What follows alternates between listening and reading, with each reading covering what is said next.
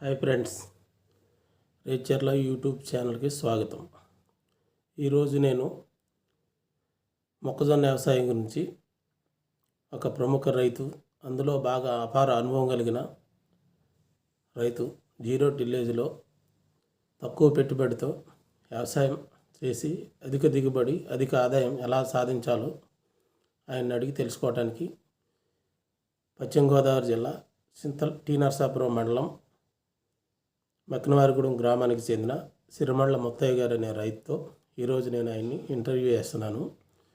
ఈరోజు zero tillage మొక్కజొన్న వ్యవసాయం గురించి ఆయన అడిగి ఏ రకంగా చేస్తున్నారో ఆయన వ్యవసాయం, జీరో టిల్లేజ్లో చేయాల్సిన మెలకువలు, వేయాల్సిన మందుల విధానం, తక్కువ ఖర్చుతో ఎక్కువ ఆదాయం తీయటానికి ఏ రకంగా చేస్తే బాగా వస్తుందో అవన్నీ తిరుమల ముత్తయ్య గారిని అడిగి తెలుసుకుందాం.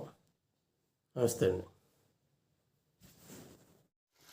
నమస్తే అండి ముత్తయ్య గారు, మీరు ఏమేమి వ్యవసాయం చేస్తారు వాటి గురించి కొంచెం మా రైతులకి మీ అనుభవాలు చెప్తారని మిమ్మల్ని ఎలా చేసే విధానం గురించి వివరించమని అడుగుతున్నానండి. ఇప్పుడు జీవితంలో వరి వేస్తామండి. వరి బాగానే పండుద్దండి. తర్వాత వరి కోసిన తర్వాత గడ్డి అంతా ఎట్టిన తర్వాత మళ్ళీ మొక్కజొన్న పెడతామండి. జీరో టిల్లేజ్ పెడతారు, దొనకుండా పెట్టిన తర్వాత ఆ మొక్కజొన్న 2 రోజులు అయిపోయిన తర్వాత ఎమ్మటే తడిచ్చేస్తామండి. గింజ పెట్టిన తర్వాత ఇస్తారండి తడి? గింజకే ముందు తడి పెడతామండి. బెద్దం వేసిన తర్వాత అది ఏం జరుగుతుందంటే బెద్దం పక్కన గింజ ఆగిపోయి మొలవదండి. దాని గురించి మళ్ళీ మేము ఎమ్మటే తడిచ్చేస్తే అది గోతులు పడిపోతుంది ఆ గింజ. ఆ గింజ పెట్టిన తర్వాత 4 రోజుల దాకా దానికి ఇక మేము నీళ్ళు పెట్టమండి, పురుగు మందులు కొట్టుకుంటూ ఉంటాం. 4 రోజుల వరకు అసలు తడేవరం సరిపోతుందండి. తడి అప్పటి వరకు మొక్క ఏగాలండి.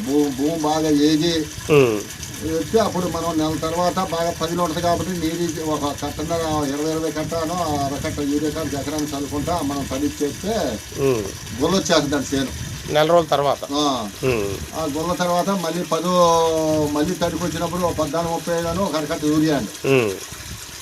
తర్వాత మళ్ళీ తడికి వచ్చినప్పుడు మళ్ళీ కాంప్లెక్స్ 28 బస్తా, పొటాషో బస్తా, యూరియా బస్తా 3 బస్తాలు పోసేటండి. 3 సార్లతో సరిపోద్ది. 3 కోటాలు గ్రోత్ బాగా వస్తుందండి. అప్పుడు 3 కోటాల మీద ఎన్ని బస్తాలు వేస్తారండి ఎకరానికి? 6 బస్తాలు పడుతుంది. 6 బస్తాలకి సరిపోతుంది. 10 మందులు ఏం కొడతారండి? స్ప్రేయింగ్ మందులు దాన్ని బట్టి అండి, పొక్కులైనా లేకపోతే కంపెనీలు కాదండి, మీరు పెట్టే మందులు స్ప్రేయింగ్ గ్రోత్కా లేకపోతే కొట్టమండి. ముందుగా మేమేమోనే ఇది కొట్టమండి. మన దాన్ని ఏమంటానండి, పౌడరు మ్యాక్స్ అండి. మ్యాక్స్ కాదండి, ప్రోటీన్సా? మామూలుగా బలం మందు కాదండి. అది ఎందులో మొక్కలో కనిపిలోపం అన్ని పోతానికి ఆ పౌడర్ ఏదో మా ఊళ్ళు తెచ్చింది, అది కొట్టువండి. తర్వాత మరి 3 పండుగలు కొట్టువండి. ఇప్పుడు తడి పెట్టిన తర్వాత మళ్ళీ దాన్ని బట్టి చూసి, పురుగుని బట్టి చూసి మళ్ళీ కొట్టాలి, అప్పుడు కొట్టవండి. అక్కడ పంటలో ఉన్న దాన్ని బట్టి స్ప్రేయింగ్ మందులు వాడతారు. పైరుని బట్టి అప్పుడు చేస్తామండి. లేదు ఈ మందు మీద మన గ్రోత్ బాగా వచ్చింది అనుకుంటే చెయ్యం. అదేండి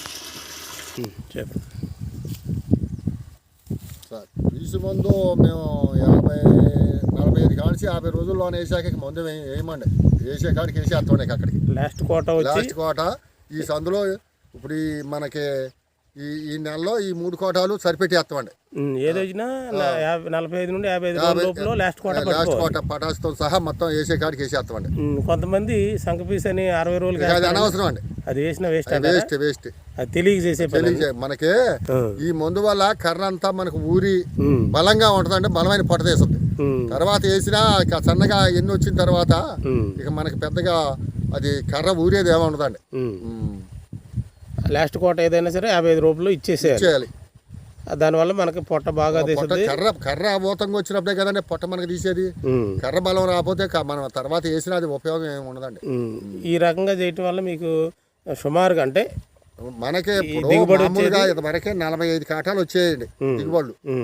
ఈ ఇత్తనాల తేడాల వల్ల కొన్ని మంచి మొలక కొన్ని 40 ఎప్పటికీ మాకు జంకలేదండి. 40 నుండి పైన తీయగలిగారు. తీసేవాళ్ళం. ఆ టైప్లో చేస్తే 40 నుండి 50 వరకు తీసే అవకాశాలు ఎక్కువగా మనం ఉన్నాయి. తళ్ళు ఎక్కువ ఎప్పుడైతే పెడతామో ముందు ఎంత పోసినా కాయదండి.